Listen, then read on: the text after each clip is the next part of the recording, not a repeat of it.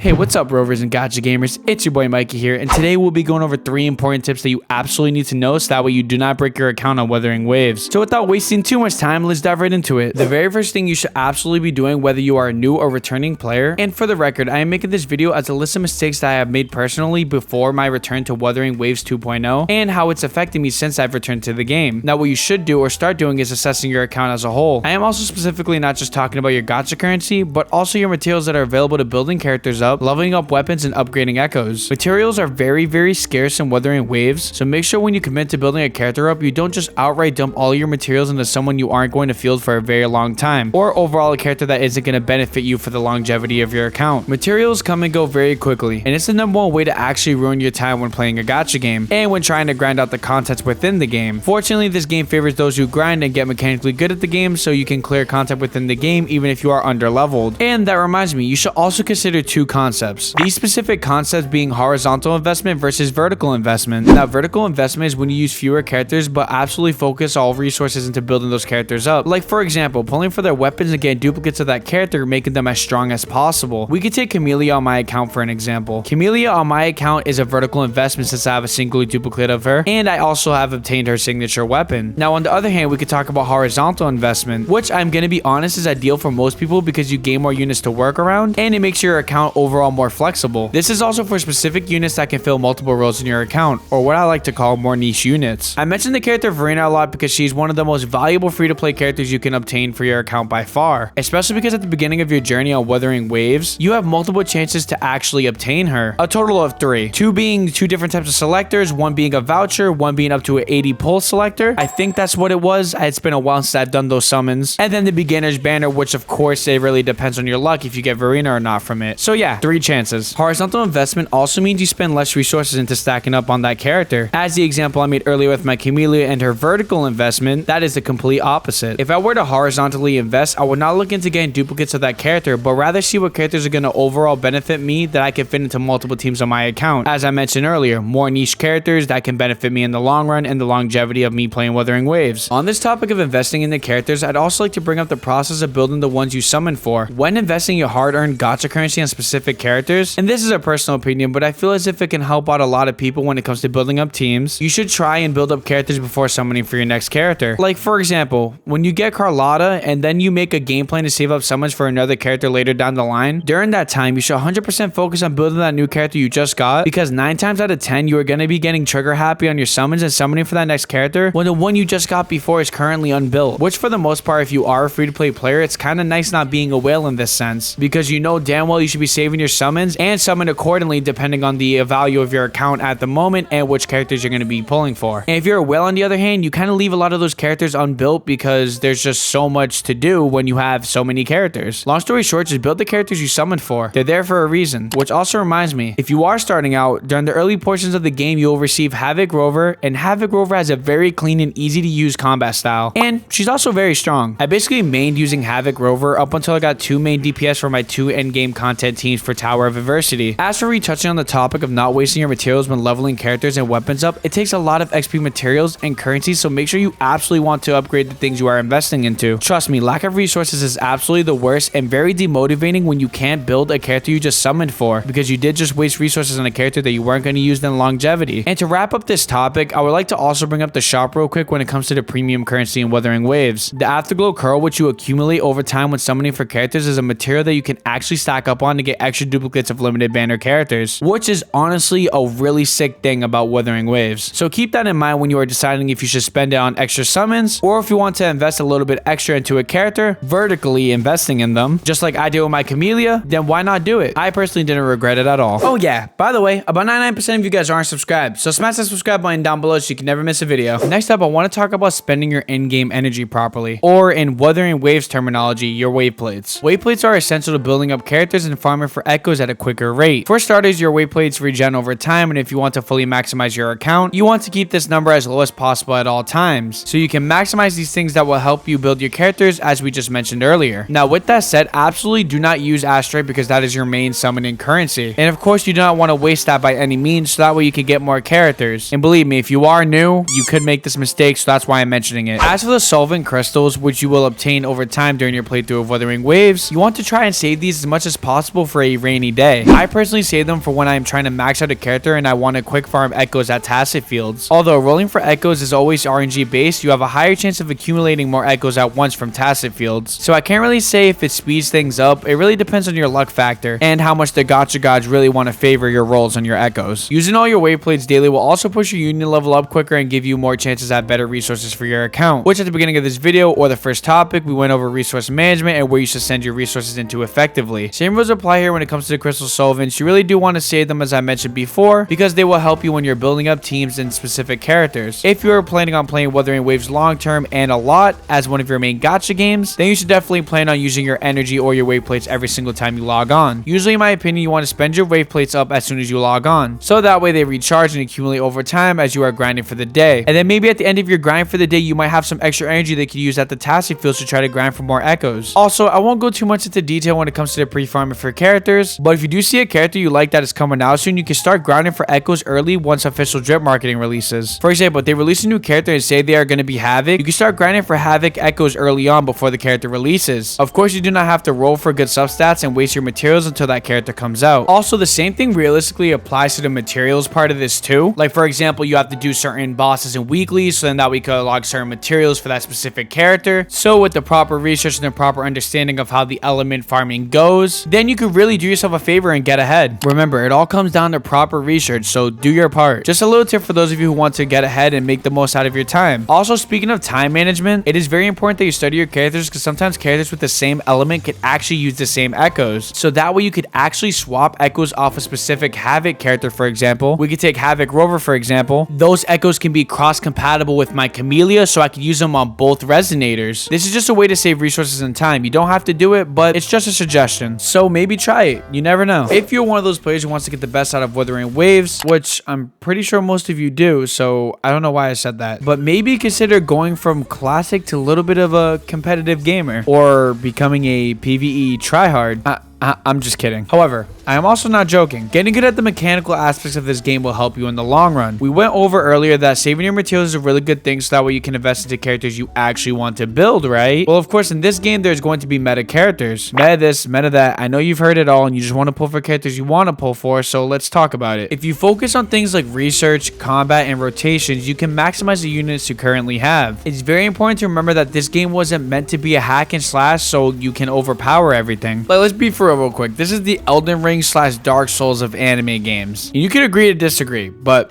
that's my opinion. However, with the correct characters and teams, you could actually achieve being overpowered, but that's not the point. It's always important to know that even under-leveled or with characters that aren't quote-unquote meta, you can clear lots of the content within this game through a word I like to call skill. And I know that's very odd to hear in a gacha game, but yeah, trust me, Wuthering Waves is a game where you can overpower everything using skill. There's a lot more things that go into this game as it is, and with the proper planning and understanding of the game, you will not need the best units, and you can easily bounce back from wasted resources and mistakes earlier on in the game. And remember, these gacha games are not a race. You can be competitive, but be competitive with yourself on becoming better at the game. There's no reason to compare yourself with your buddy or your friend or family member who swipes their credit card and basically gets all the meta units, because there's no way you're gonna ever compare to them. And I'm sorry, that's just the sad truth. But remember, you're free to play. You didn't have to spend money on a gacha character. Or if you're not free to play, or you're a minimal spender, whatever the case may be, just remember there's always gonna be somebody that's more powerful than you. That's why it's always important to compare yourself to yourself. And I don't know why I'm giving you guys some real life advice when it comes to a gacha video game, because it was never really that deep. And I know damn well that I'm not a therapist or an accountant, so this advice is kind of weird to give out, but